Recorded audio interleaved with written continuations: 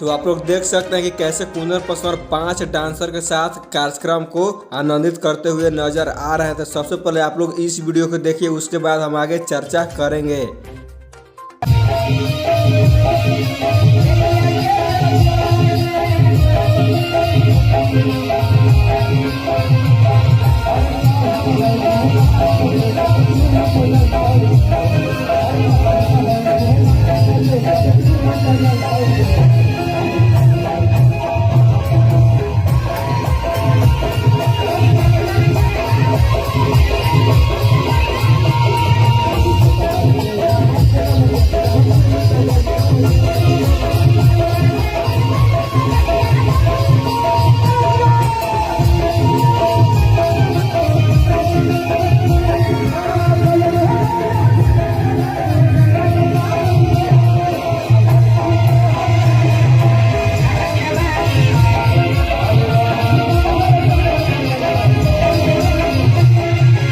तो आप लोग इस वीडियो में देखने को मिला होगा कैसे कुंदन पासवान उत्तर प्रदेश में पूरा एकदम हिला कर रख दिए हैं। 5 डांसरों के साथ डांस करते हुए और स्टेज शो प्रोग्राम करते हुए नजर आ रहे हैं। तो आप लोग क्या कुछ कहना चाहते हैं इस शो के बारे में अपनी राय कमेंट बॉक्स में जरूर दें। अगर वीडियो अच्छे लगे तो इस वीडियो को शेयर भी कर दे। तो मिलते हैं नेक्स्ट वीडियो में।